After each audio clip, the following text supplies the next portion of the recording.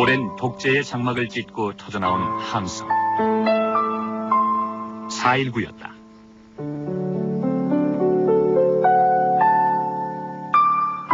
(10여) 년에 걸친 이승만 독재는 그렇게 막을 내렸다. 이승만은 하와이로 망명했고 다시는 조국 땅을 밟지 못했다.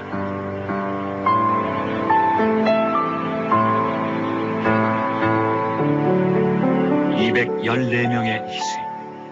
학생과 시민들의 핏값으로 얻은 이승만 정권의 몰락이었다.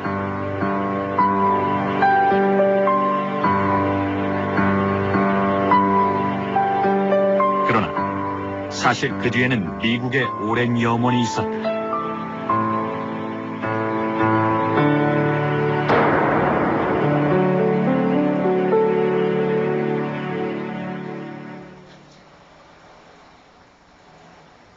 (1952년 5월) 한 방문객이 야음을 틈타 장년의 비서실장을 찾아왔다.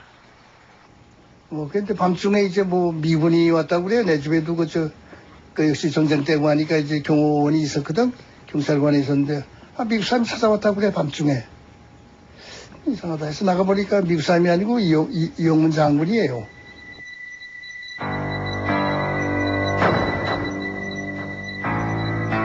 선우정호는 당시 육군본부 작전국장이었던 이용문에게 놀라운 얘기를 듣게 된다. 그 무슨 얘기냐고. 이전 그 방법밖에 없다는 게야. 뭐냐, 어떡하냐. 쿠데타. 그 쿠데타는 어떻게 하는 게냐. 이 박사 없애버리는 거래. 없애버린다는 건 죽이는 거 아닙니까? 그러면 군이 그럼 정치에 가입한다는 얘기냐. 그건 두고 봐야 한다는 거지. 그러나 그 방법밖에 없다고 해요. 대통령 이승만 암살 계획.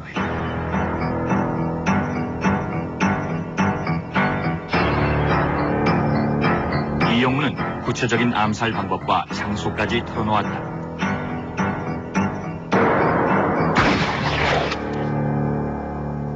고개 2층에다가 무슨 방을 얻어가지고 어떻게 한다나? 뻔하죠. 어떻게 하면 거기다 기관총이라도 걸어놓고 한다든가 그런 거겠지. 그렇게 아주 구체적인 얘기를 해요. 정말 깜짝 놀랐거든. 참모총장선까지 알려진 계획이라고 암시한 이용문. 그는 야당이었던 장면 박사 측과의 연합을 제의했다. 또 그리고 난 반대다. 끝까지 반대할 거다 내 그랬죠. 그러니까 되게 아주 실망했고 화가 나서 이러면서 무슨 정치하려고 그러냐고 이런 식으로 아주 되게 아주 대로해가지고서 그대로 가버렸어요. 본부는 왜 그런 극단적인 계획까지 생각하게 된 것일까?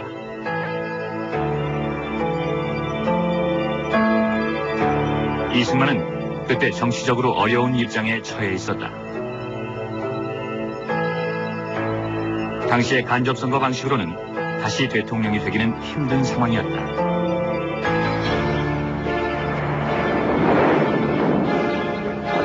한국전쟁 와중이었다. 전선은 교착 상태에 빠졌고 거제도 포로 수용소 반란 사건 등으로 후방도 소란했다. 이승만 정권은 거대해진 야당 세력의 압박을 받고 있었다. 52년 5월 26일 0시 이승만은 임시수도 부산 일대에 계엄령을 내렸다. 그리고 야당 국회의원들이 탄 통근버스를 통째로 견인해 헌병대로 끌고 갔다. 무법천지 계엄령 하니까 영장이 있나 명색이 일반 민간인도 아닌 국회의원을 막 끌고 가는 파인데 그래 들어보더니만은 나도 그 버스에 탔어요. 탔는데 들어오더니만은 쭉 명단을 조사를 하더니만은 이 중에 아무개만 남기고 내리시오 한단 말이야.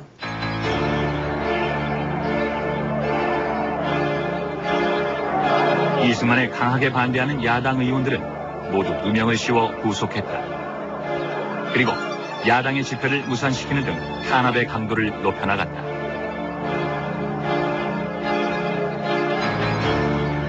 부산에서 일어나고 있는 이승만의 독재적인 행동에 대해 대구 육군본부는 강한 불만을 갖고 있었다.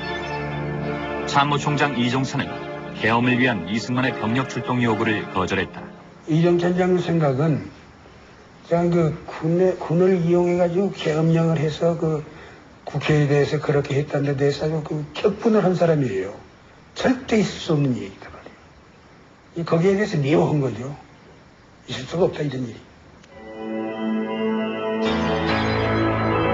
이승만은 자신의 친위 부대인 헌병대를 동원해 계엄령을 선포했다. 중립을 지켜야 할 군대를 정권 유지의 도구로 이용한 것이다. 군부는 이 사실에 격분했다.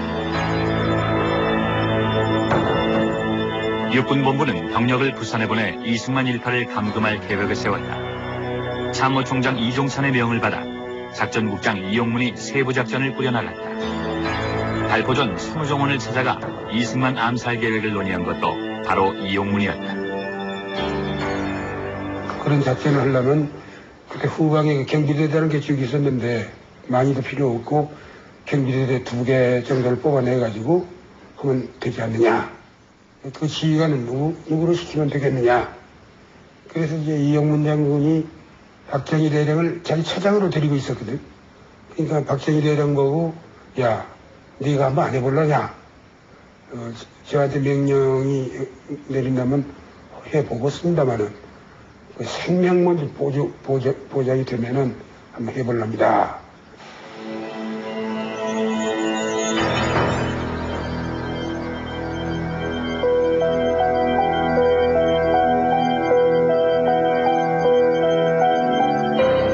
이종수는 이 계획을 미국 대사관에도 사전에 알렸다.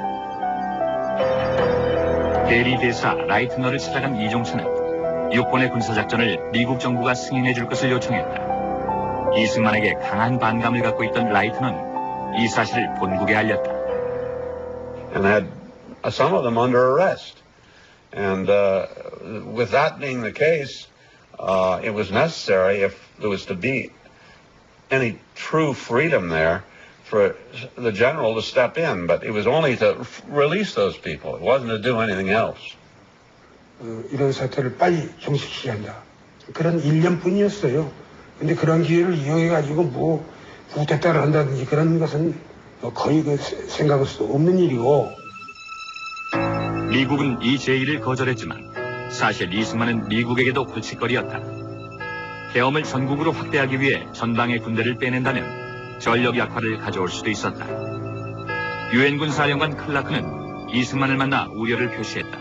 그러나 효과는 없었다. 이승만의 돌출 행동에 대비하기 위해 이 합동 참모본부는 비상계획을 세우도록 지시한다.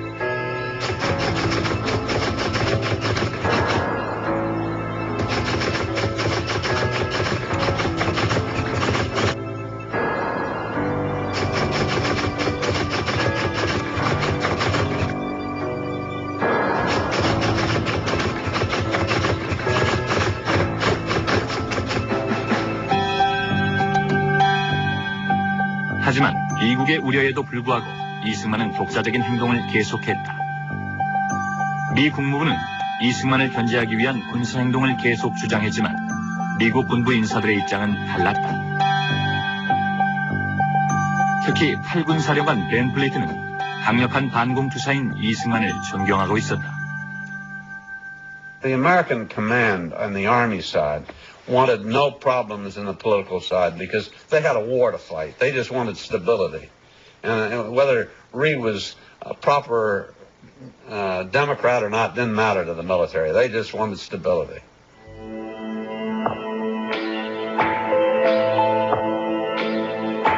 우려했던 국회 해산까지는 가지 않았지만 전국은 이승만의 뜻대로 흘러갔다.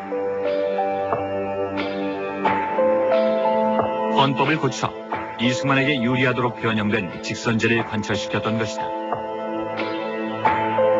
이승만은 다시 권력을 잡았고 미국이 세웠던 비상계획은 도상작전으로 끝나고 말았다. 그러나 비상계획은 후일 에버레디 플랜의 모체가 된다. 중앙 미국 대사관에 있었던 관료들은 이승만 대통령에 대해서 대단히 비판적이었죠. 그래서 제거를 얘기를 하고 그랬는데 국무부에서 그것을 이제 거부한 이유는 기본적으로 이승만 대통령을 대체해서 나올 수 있는 지도자가 과연 더 한국의 안정적인 상황을 만들 수 있느냐라는 문제에 대해서 회의적이었던 것 같습니다. 그로부터 채 1년도 지나지 않아 미국은 또다시 이승만의 존재에 회의를 갖게 된다. 53년 4월, 오랫동안 소강 상태에 빠졌던 휴전 회담이 성사 단계에 이르렀다. 매일 900여 명의 유엔군이 죽어가고 있었고 미국은 승산 없는 한국전에서 빨리 손 떼길 원했다.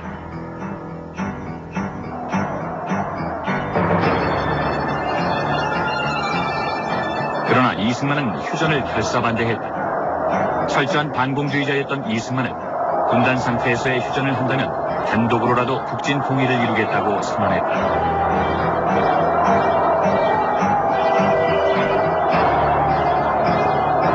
그리고 전 국민을 동원해 대대적인 휴전 반대 시위를 일으켰다.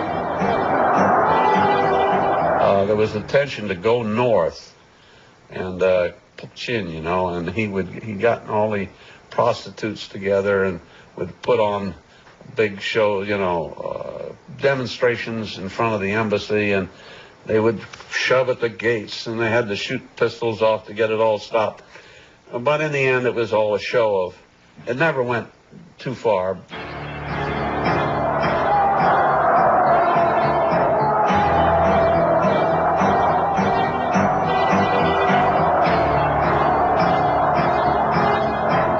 어린 학생들까지 거리로 나와 휴전 반대 시위에 합류했다.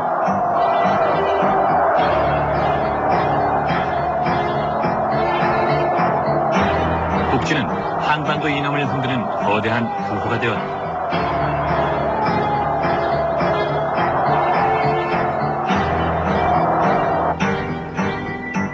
미국은 긴장했다. 이승만은 독사 행동을 시도할 수 있는 예측 불가능한 인물이었다. 8군 사령관 테일러는 한국군의 작전 지휘권은 미국에 속해 있으며 북진 통일은 불가능하다는 점을 이승만에게 계속 주지시켰다. At every opportunity, he would discourage President Reagan, and I can't recall an exact statement that he made as to exactly what he would have told President Reagan, but he probably would have said that he could not count on American support. Now that's just my guess, but and he would have pointed out that the North Korean army was extremely strong along the DMZ, and that a march north without American support would fail. 미국이 기존 조건에서 휴전하게 되면은 한국군은 유엔군 사령관의 통제하에서 떨어져 나와가지고 단독으로라도 북진하겠다라는 얘기를 했습니다. 이 문제는 물론 그것에 이제 실현 가능성은 당시 한국군과 그 미군의 관계로 봤을 적에 그렇게 높지는 않았지만은 문제는 그런 일이 진짜 날 수도 있다는 것이죠. 근데 그렇게 됐을 적에 과연 미국은 어떻게 할 것인가라는 문제를 생각할 수밖에 없었고 이제 그때부터 이제 그러한 계획들이 수립이 되게 되는 것입니다. 이승만의 북진 주장이 계속되자 마침내 미국은 극비리의 이승만 견제 계획을 세우게 된다. 8군 사령관 테일러가 세부 지침을 만든 작전 계획, 바로 에버레디 플랜이었다. 에버레디 플랜은 이승만 대신 한국군을 내세우는 것이 골자였다. 플랜 에버레디, 한국군 참모총장을 불러 유엔군의 명령을 따르도록 지시한다. 유엔군의 명령에 반항하는 한국군 장교들을 충성스런 장교들로 교체한다. 반항하는 한국군 부대에는 연료와 탄약 공급을 중단한다. 이승만에게 유엔군의 요구를 받아들일 것을 제시한다. 반항하는 군과 민간 지도자를 체포한다. 유엔군의 이름으로 군사정부를 선언한다. 에버레디 플랜은 유사시 바로 가동될 수 있게 준비된 정교한 군사작전이었다.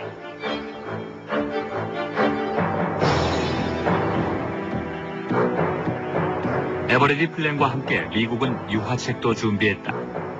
이승만이 원하는 대로 한미 상호 방위 조약을 체결해주는 것이었다.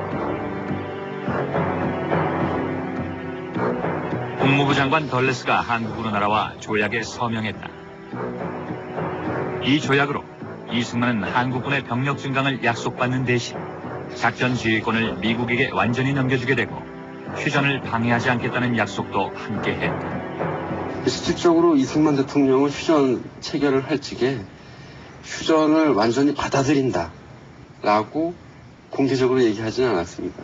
그러니까 휴전을 방해는 하지 않겠다라고 얘기를 했고, 그리고 그 이후로도 휴전이라는 것은 이제 정치회담으로 한국이 통일될 때까지 우리가 잠시 그 휴전에 대한 그 입장을 유보한 것이다. 이후로도 이승만은 수시로 단독 북진이라는 카드를 들고 미국에 도전했다. 그때마다 미국 역시 에버리디 플랜을 꺼내어 검토했다. 그러나 미국은 쉽게 에버리디 플랜을 실행에 옮기지 못했다. 이승만을 대신할 만큼 강한 카리스마와 지도력을 가진 인물이 없었기 때문이었다. The fact is the United States never did find someone that could replace Lee Seung-man until the Korean people overthrew Lee Seung-man in 1960.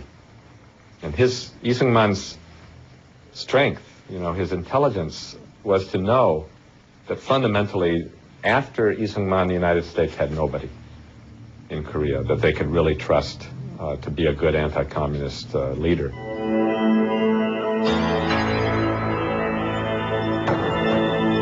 에버리디 플랜에서 이승만의 대안으로 주목받은 한국. 그들은 작전 지휘권을 가진 미국과 군 통수권을 가진 이승만 사이에서 미묘한 입장에 놓여 있었다.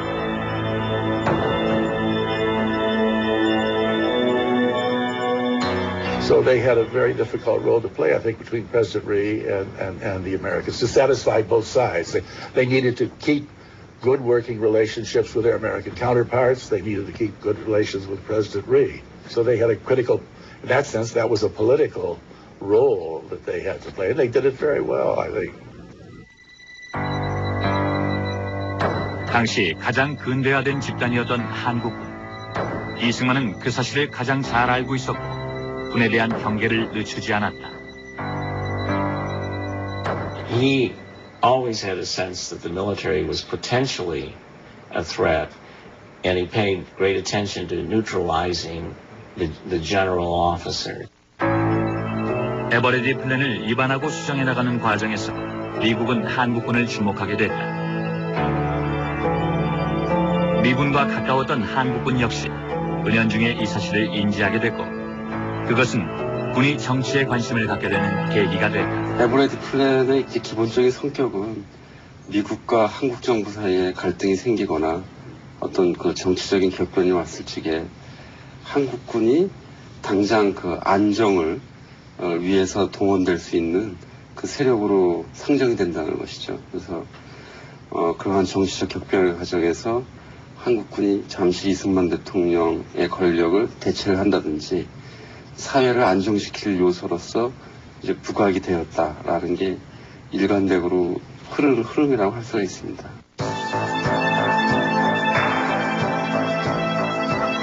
에버리디 플랜 이후 미국은 끊임없이 이승만의 대안이 될 만한 지도자에 대해 고민하게 됐다.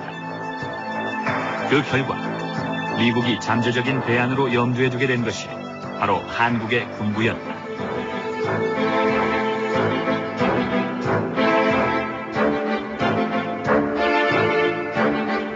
이승만 정권이 종말을 앞두고 있던 1959년 12월 미국에서 새 대사가 부임해왔다. 월터 맥카나기였다. 그의 앞에는 경제 문제, 한일 국교 수립 등 해결해야 할 과제들이 산적해 있었다.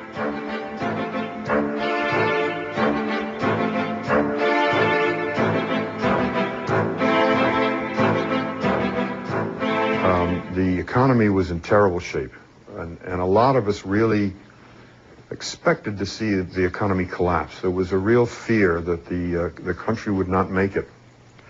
And at the same time, the government of President Rhee, Syngman Rhee, was getting more and more authoritarian. I think a lot of us in the embassy felt that he was sort of out of touch 민주주의의 쇼윈도우가 되길 바랬던 한국. 그러나 한국 경제는 붕괴 위기에 있었다. 뭔가 전환을 모색하지 않을 수 없었다.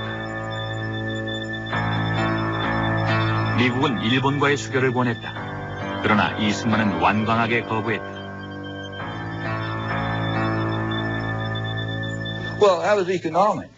That was economic. It was felt that, it felt that Korea did not have a sufficient market, did not have resources, had no, somehow it was hoped that somehow they could cooperate in a sense that it would give some start to the Korean economy, Japanese investment or something like that, or trade between the two and things like that.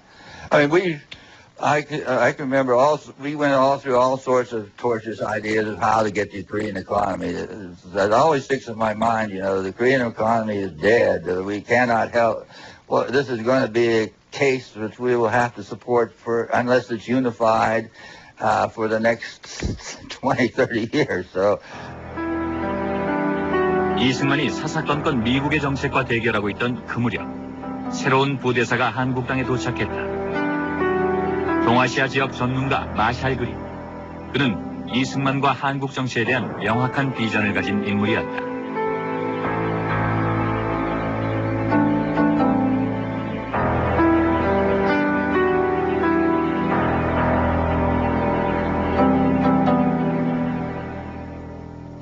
He nursed his old sentiments towards Japan, and one can understand that.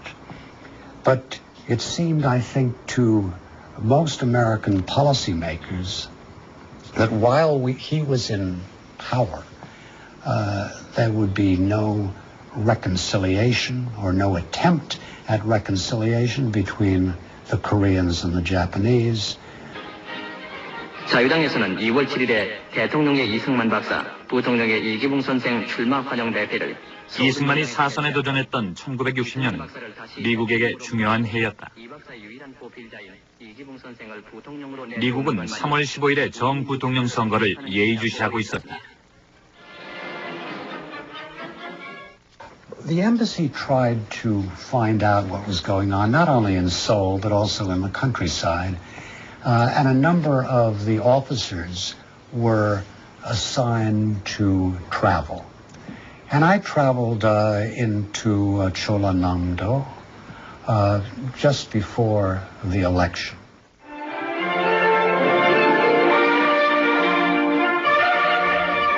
미국 대사관 관리들은 전국 방방곡곡으로 내려가 선거를 감시했다. 각 후보자의 기호가 추첨에 의해서 결정됐으며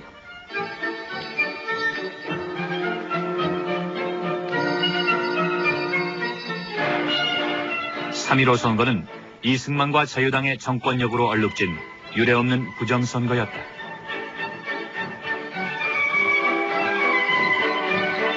All of these expectations, these bad expectations, came true. And it was seen to have been an election which was neither fair nor free. The campaign was rather difficult. There was a lot of money spent, a lot of bully boy tactics used, and some real fraud. And as you're all aware, resulted in demonstrations afterwards, the tragic discovery of a high school student down in Masan that had been killed.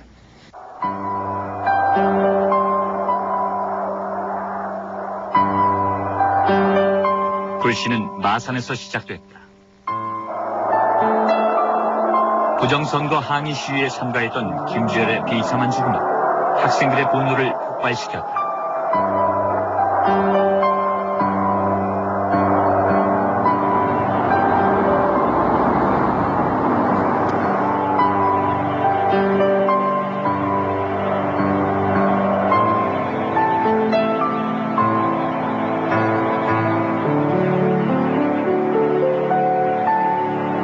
그것은 4.19의 서곡이었다.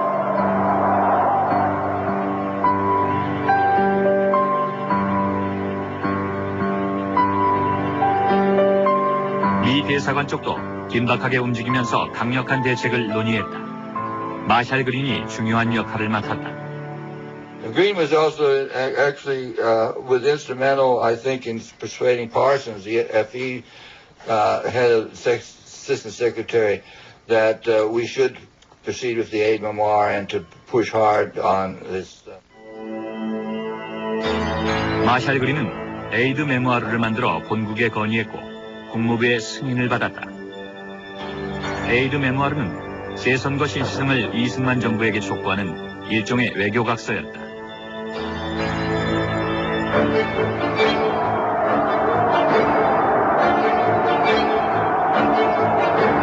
이 와중에 4.19가 터졌다.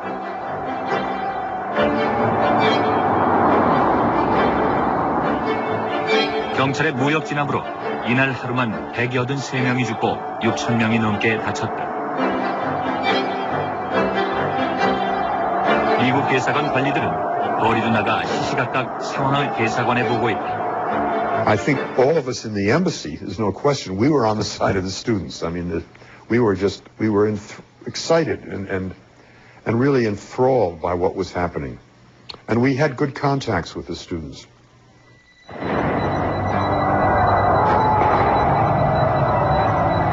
흥분한 학생과 시민들은 경무대 앞으로 몰려들었다.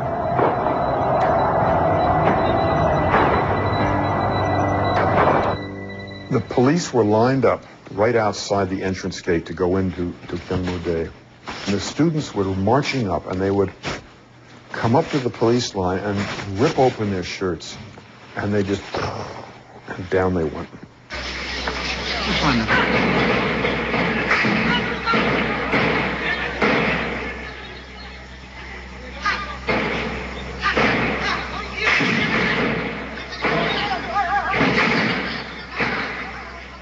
And I was standing in a telephone booth calling into the embassy and said, there's another student dead.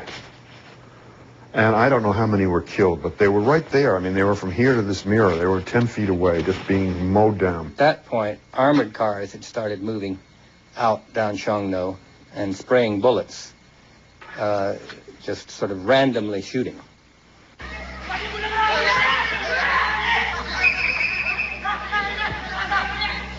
I think that's when we felt this was probably going to be the end of the Syngman Rhee regime. 미국 대사관은 4.19가 일어나자 기민하게 대처했다. 메카나기 대사는 마치 준비했다는 듯이 곧바로 성명을 발표했다. 학생들의 불만이 정당한 것이라는 내용이었다. 메카나기의 성명은 강력한 반향을 일으켰다. He referred to the justifiable grievances of the students. And justifiable is a very strong word. I mean, that says that it's okay, they were doing the right thing. And so that was seen, it was taken, I think, not just by the students, but in general. That was taken as that the United States Embassy, in essence, had given its support to the revolutionary activities of the students. This statement of Ambassador McConaughey was widely read as the withdrawal of U.S. support for Syngman Rhee. And so it had a dramatic impact on the situation. 4.19는 이승만에게 수건을 갖고 있던 미국에겐 천재 일우의 기회였다. 대통령 아이젠하워와 국무부 장관 허터는 이승만에게 강력한 압력을 행사하기로 결정했다. That when the riots broke out in Seoul, that we had to give Rhee a push, not a push out, but give him a push to get on the right side. And so this was a cooperative effort within the Bureau and the desk. We drafted a so-called aid memoir and asked the ambassador to go to Rhee and tell him that, one, that we knew these elections were bad, they're false. He had to do something to get the confidence of people. He was losing the confidence of the United States. 메카나기는 이승만을 찾아가 국무부 장관 허터의 외교각서를 전달했다.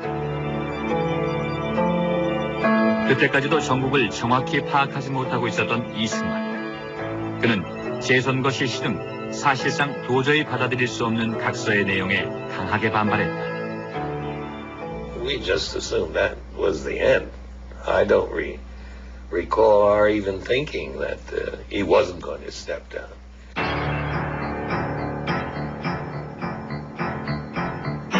이러한 상황에서 전국의 열쇠를 쥔 것은 군이었다. 이승만은 계엄령을 선포했고 서울에는 4월 19일에 이미 계엄군이 들어와 있었다. 군이 무력 진압을 강행한다면 시위는 진압될 수도 있었다. Obviously, the army had the ability to put down demonstrations if it used deadly force. The question is, would it use deadly force? And we urged that they not use deadly force, and the commanding general informed the president that he was not prepared to order his men to fire on the students. At that point, you might say everything after that it all changed at that point. 계엄군은 시위대에 발포하지 않기로 결정했다. 그것은 시위를 계속해도 좋다는 암묵적인 동의였다. 미국과 마찬가지로 군도 이승만 정권에 반기를 든 것이다. 우리 야당은 군단장모두 모아서 회의를 하고 협의한 결과 이번 이 사태가 해결될 수 있는 길은 대통령이 하야하시는 길밖에 없다.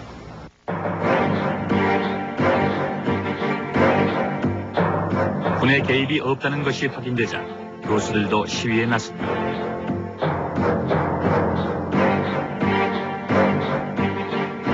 (4월 19일) 이후 24일까지 잠시 소강 상태로 접어든 시위는 25일 교수단의 시가 행진과 함께 대규모 군중 데모로 발전했다. 적극적으로 시위를 진압하지 않는 계엄군의 태도, 그리고 학생들의 피를 애도하는 교수들의 걸기, 이 모든 것이 다음 날에 일어날 이승만 하야의 전주곡이었다.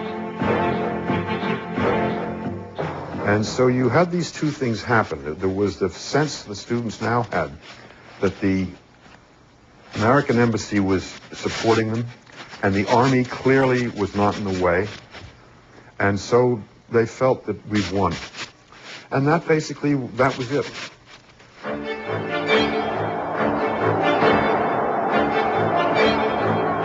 (4월 26일) 오전 시위대 중에서 선발된 학생과 시민 대표들이 이승만을 만나기 위해 경무대로 들어갔다.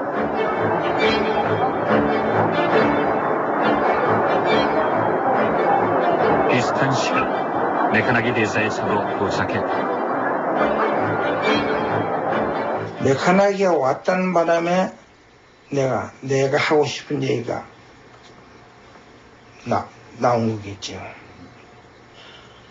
이 나라를 부활시키기 전 각하가 하야를 하는 길밖에 없습니다. 메카나기 역시 완곡하지만 단호한 어조로 하야를 다시 한번 권고했다. At that point, the U.S. embassy, in the form of the American ambassador, was making clear that we believed that that Reed did have to step down. I don't remember what exact day that was, but at that point that was a direct expression from the ambassador of the United States to the president of the Republic of Korea. You're like the George Washington of Korea. After the war, you brought the country up. But, every great leader comes to the time when he must turn things over to someone. Something like that, he may have said. 저는 국민이 원하는 대통령직을 사임할 것이며 민의를 따라서 하고자 한 것이며 그날 이승만은 하야 성명을 발표했다. 머리는 탄호성에 휩싸였다. 경무대를 나온 메카나기에서는 학생과 시민들의 열렬한 환영을 받았다.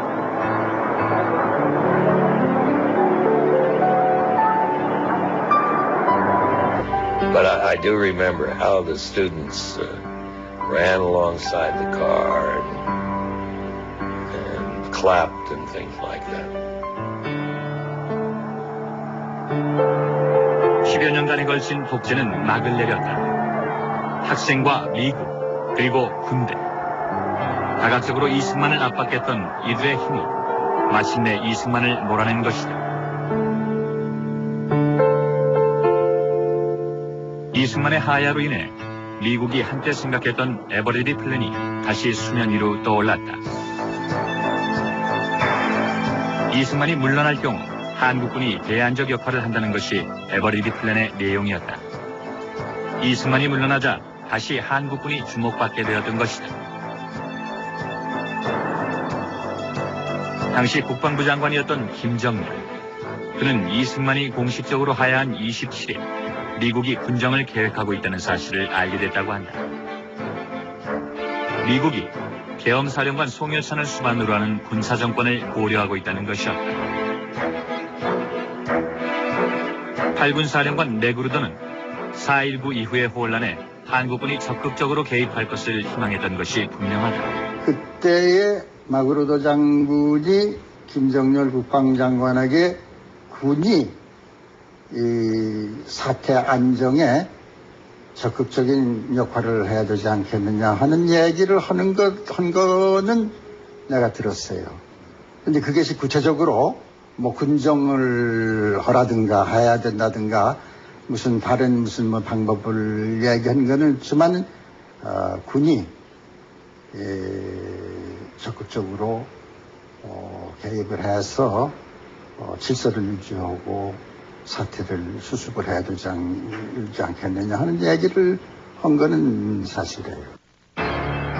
미국 국무부도 군정을 염두에 두고 있었다. 국무부는 만약 4.19와 같은 소요가 또다시 온다면 버마의 레인식 군정을 한국에서 실시하는 것을 검토하고 있었다. 에버레디 플랜 때 한국군을 대안으로 생각했던 미국은 이때도 역시 군정이라는 똑같은 고민을 하고 있었던 것이다.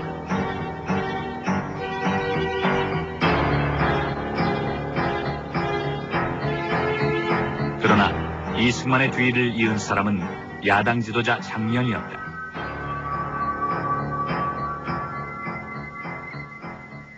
신뢰하는 애국동포 여러분, 은인자중하던 군부는 드디어 오늘 아침 미명을 기해서 일제의 행동을 개시해 장면 정권이 들어선 후 채 1년도 안 돼 5.16이 발생했다. 장악하고 이어 군사혁명위원회를 조직했습니다.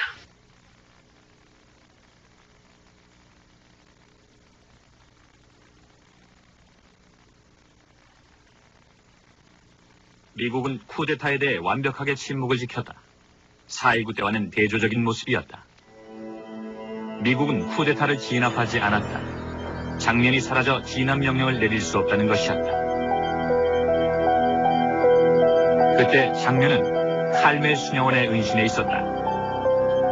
사실 CIA와 미 대사관은 그날 이미 장면의 행방을 알고 있었다.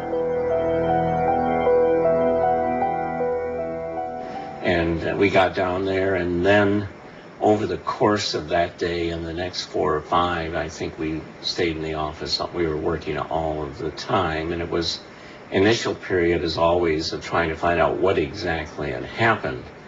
And the several focuses were where was Changmyon originally, and then of course we knew. 장면은 프랑스 대사를 통해 미 대사관에 쿠데타군 진압을 요청하는 편지를 보냈다.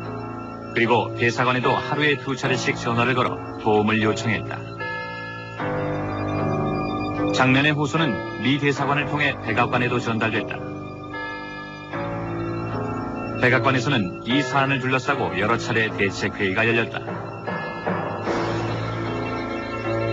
그러나 미국은 계속 침묵을 지켰다. But I wasn't that surprised, and I'll tell you why. I never expected that Changmyon would be a strong or effective leader. Changmyon Yeah, he was a disappointment.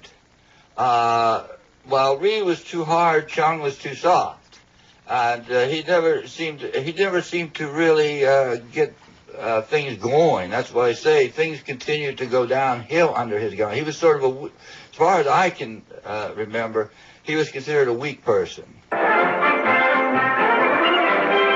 장 국무총리는 먼저 지난번 불이 4.19 뒤끝의 혼란과 이승만 실정의 뒷수습을 떠맡게 된 장면.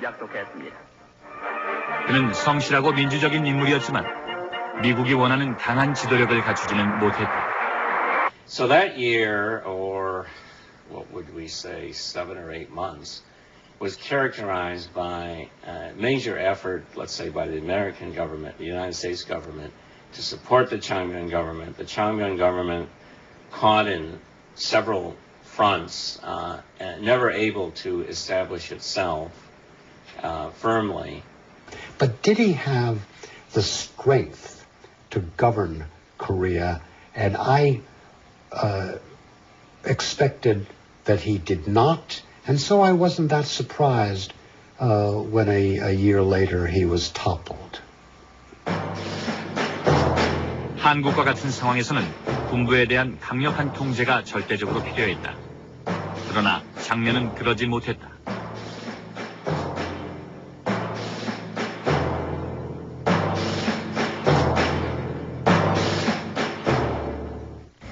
He took a rather academic position towards the military, sort of a European scholar's view that, well, the military is subordinate to the civilian leadership and that's it.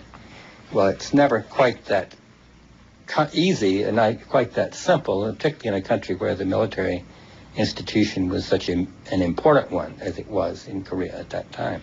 As Syngman Rhee fell, you could almost see that the Chiang government was a transition rather than, and that the military, one way or the other, were going to assert themselves politically. 5.16이 일어나자 미국은 쿠데타를 진압할 능력이 있음에도 불구하고 개입을 하지 않기로 결정했다. 장면의 요청에 대한 취임, 그것은 장면에 대한 불신의 표현이었던 것이다. 대신 미국은 군부의 지도자 박정희에게 기회를 주기로 결정했다. 미국 방문 시 프레스센터 연설에서 박정희는 오래전부터 품어왔던 자신의 야망을 드러냈다. 우리들이 군사혁명을 생각하고 있을 때 작년 4월에 학생들이 이승만 작정에 항거하여 영적으로 봉기함으로써 우리들보다 먼저 거사했던 것입니다. 우리는 우리들 대신에 학생들이 혁명을 한 것을 다행히 생각하고 새로운 인간 정부가 우리나라를 수출할 수 있을 것이라고 기대하였던 것이 하루의 보람없이 허정 과도 정부의 몇 개월간은 지나갔으며 또한 강남 정부의 허둥지둥하는 몇 달도 지나갔던 것입니다.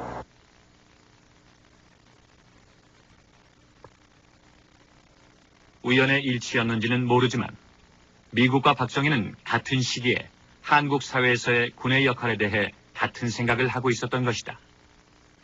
Park made some noises, at least, that he was going to work on the economy, which Rhee, of course, had no interest in, and Chiang didn't seem to know what to do about. So I think that was another reason that they decided, let's give him a chance. This place is very unstable. We need strong leadership in Korea, so give the military a chance. Maybe that's what they thought. 에버레디 플랜의 핵심은 이승만을 제거한 후 한국군이라는 대안을 제시하는 것이었다. 박정희 역시 그때부터 쿠데타를 꿈꿔왔다. 그리고 거의 10년 만에 박정희와 미국은 접점을 찾게 된 것이다. 오랫동안 이승만을 대체할 강력한 지도자를 탐색해왔던 미국은 장면이라는 짧은 과도기를 거쳐 박정희와 조우하게 된다. 그리고 5.16과 박정희야말로 에버레디 플랜의 마침표였다.